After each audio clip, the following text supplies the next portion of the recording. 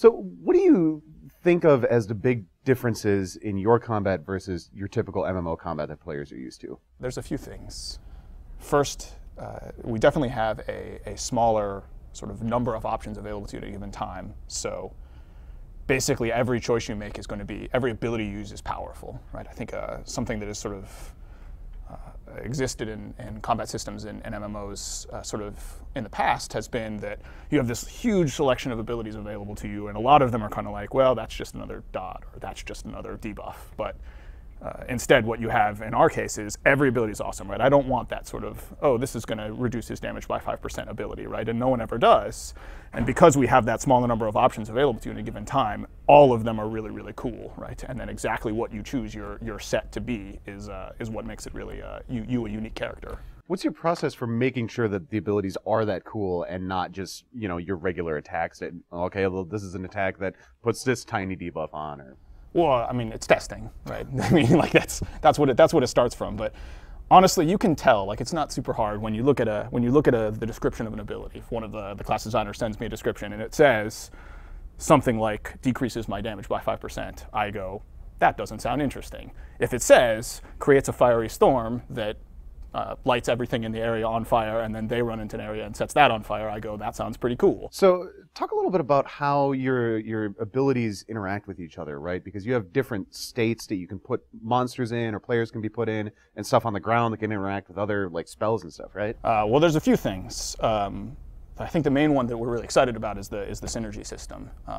It's effectively a means by which players can work together in a very direct way, right? So I will have some abilities that will lay down an area on the ground that is an opportunity for my allies to take advantage of. So if I'm a healer, I could put down an area where any of my buddies can go in there and use a heal spell on themselves, right? And they can do that when it's appropriate for them, right? Or if I'm a fire mage, I can put down a firestorm, and a warrior could run in there and hit that and start spinning and shooting out fireballs at everyone. That's really cool, by the way. It is super awesome, right? So you work with NPC design and trying to make the quest encounters and PvE encounters interesting. So what kind of tactics do you use to give monsters a big enough toolbox and to make them work together to make it interesting? So Nick went over a little bit of what the classes can do and what the players can do with each other, and those monsters can do the same thing. So when you walk into an area, you might see a rogue and a mage type NPC together, and you know that the rogue is going to put down a big pool of oil. And normally by itself, that is very good for the monster. It slows you down, it makes it so you can't avoid his attacks as easily. But he also shouts out to his friend, he says, I've put down oil, light it on fire. And then the mage will start winding up a big attack, and it'll start going towards that oil. And if you're in that oil, when that fire hits, it becomes a giant inferno of death. So it really becomes more strategic versus the NPCs. So you still have a limited amount of options in the combat, but the way that you deploy those options against the NPCs, it was what makes it so dynamic and interesting. Monsters and players do the same sorts of things, right? It's one unified game system, right? Whether I'm fighting another player or fighting against a monster. And so yes, monsters will use direct synergies like the players will, but they'll also do sort of intelligent things, like ranged monsters will fan out from one another so they don't just stand around and get AoE'd or let melee guys hit them, right? With the PvP and PvE things, basically using the same type of synergies and abilities, your hands are already to go right into combat. Right. I mean, you've definitely learned that from a monster, from a fire mage, from a foot soldier type monster, getting ready to do a big power attack on you. You've learned, okay, it's time to block now, right? And then when that same thing happens in PvP, it's absolutely the right response, right? And it's gonna make them vulnerable in the same way, and then you know exactly how to counter that, and it sort of creates this sort of this similarity between the two systems that makes it a lot easier to learn them. Sure. So talk about blocking. I mean, that's new to MMOs for the most part. I mean, I'm sure some game that I probably haven't heard of has done it, but talk about blocking in your game and how it changes just, you know, the way players engage with the combat. Well, yeah, so block is first off, it's not just block, it's actually a number of different things, but we definitely wanted to make sure it was in there because it's sort of so core to the Elder Scrolls IP, right? Like you can just raise a weapon or a shield and defend yourself at any time, and we wanted to create that same thing. Blocking is really gated by the stamina resource, meaning as long as I have stamina, I can do it whenever I want to, and you've got a pretty big full bar of stamina to work with, right? The key is there's a choice, right? Blocking could mean, right? Just raising your shield and taking less damage from incoming attacks. It could mean walking up to someone and bashing them with your shield or with your, the pommel of your weapon and interrupting them, or it could mean, sort of throwing yourself out of a stun that someone has applied to you. And each of those is going to consume pretty big chunks of stamina, right? You're always sort of determining, how do I want to use this sort of precious stamina resource for defense, right? Do I want to break out of the stun right now, right, knowing that that will make me less able to block in the future? Or do I want to just go ahead and accept it because I don't think it's going to be that bad, right? And it creates this constant tactical decision where the stuff you do early in the fight can matter later in the fight, and it doesn't just become this, I'm going to use my rotation against you and you're going to use your rotation against me, and whoever has better gear wins, right? We don't have that gameplay at all, right? It's tactics matters. Yeah, and what Nick was talking about, using it defensively, I've used it offensively a lot in our playtest, where I'll just run up with block out so I don't have to worry about getting hammered as I'm trying to close the gap to get into somebody. So it works both offensively and defensively really well. And it's pretty cool when you see that, that in the PvP charge, right? All the warriors get together and they all block and they work together as a phalanx. Like, that just happens naturally, but it's pretty cool when it does happen. Talk about how you reward players for playing well. I mean, you have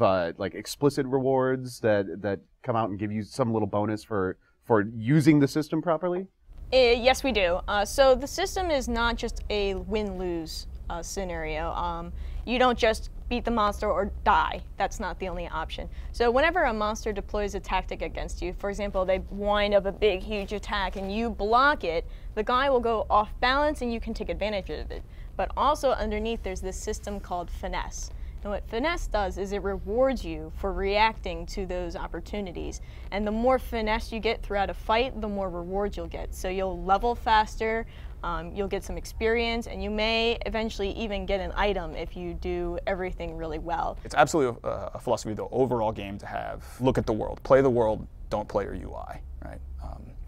We have a really exciting and sort of beautiful world that you can explore and look at, and we want you looking at it, not at your hotbar, not at a bunch of numbers popping up, not at buffs and debuffs that are appearing somewhere in my screen. And so what we focus on is really using the visuals, the effects that are in the world as the UI, as indicators. So I think a pretty good example of that is if you see an enemy storm go down, right? There's a little red ring around it that indicates to you, okay, that's bad, right? And if it's an allied one, it's green. And there's lots of sort of instances of individual things like that, rather than trying to show, okay, this guy has 16 debuffs on him, right? And that means this for his stats, right? We focus instead on, let's just make everything really powerful and then have it have an in-world visual effect that I can tell, so I know how to deal with it, instead of, oh, there's just a bunch of numbers going on here that I have to try and figure out in order to do this battle. Right, and that clean UI and the displaying of all the effects in-game with the green circle, red circle, that helps out tremendously in PvP. Kind of like where we were talking about how the people laying down the area effects are sort of guiding. If you see a bunch of green circles appearing in front of you, you're like, oh, okay, I can keep pushing forward. But if you see a ton of red ones coming at you, you're like, we need to retreat. So that philosophy echoes greatly when it comes to battle awareness and what's going on in front of you. Because, in PvP, we want you looking at the screen as opposed to staring at that bar. I think the other big thing is there's a couple major mechanics in our game that do happen in UI, right? Synergy opportunities, unleashing my ultimate, and a couple others, but those are two that are obviously super cool. If you have a bunch of stuff going on in your UI, then when those things come up, you sort of are much less likely to notice them or care about them, right? Once we started stripping everything out, right, and left you with the sort of just the really clear, like, now is the opportunity to do this thing, people did it. And that also relates to, in PvE, we don't want you to be watching a monster and watching a cast bar start building up for the monster to unleash his powerful attack. Like, if a giant that's 4 times as big as you takes his mace and goes like this and holds it up, odds are he's going to hit you with it. Like, you don't need a cast bar. Get out of the way. He's going to hit you with it, and it's going to hurt really hard. So when we see a monster build up an attack and do a huge devastating attack, we want you to react to that. We want you to block. We want you to get out of the way. We want you to use your sweep him under his feet and knock him down.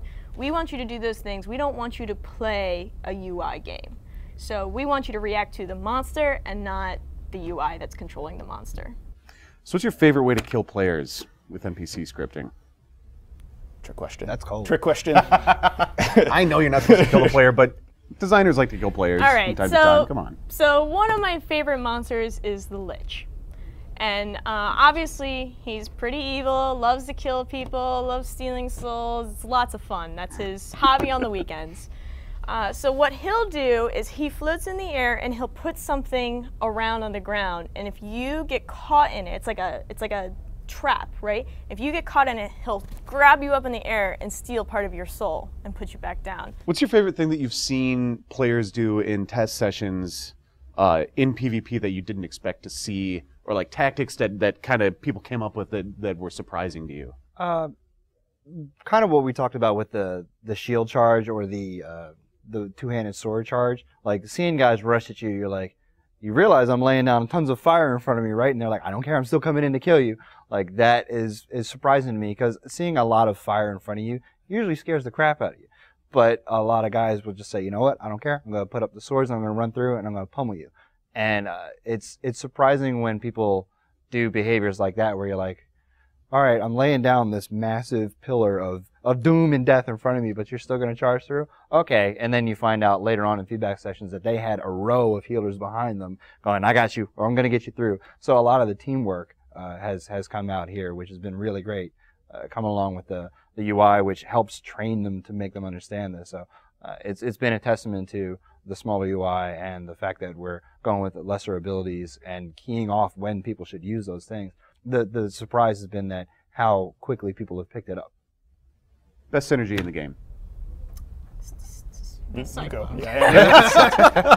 Inferno Cyclone. That people use in PvP. Yeah. So that's obviously the coolest synergy in the game. Obviously. Yeah. I think the one that has turned out to be my favorite is Healing Rains, which is a really simple one, right? It's just an area, you put it down, and any of my allies can run in there once and give themselves a heal, right?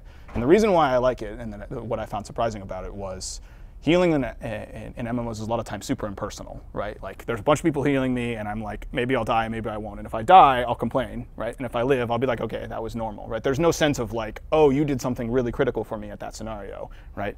With this ability, it's sort of like, it made me feel connected to my healer. Like, oh, that was such a good time to give me Healing Rains, because in 3 seconds, I'm going to need to use it. Putting down synergies is really for the players more of like a high five moment, go team. Or as opposed to... We've done it. We've high-fived. or as opposed to if the healer is just healing you, you're like, well, of course you're healing me. You're supposed to. That's your job. That's the only job you have. And if you're not doing that job, you're not my friend anymore. Whereas putting down...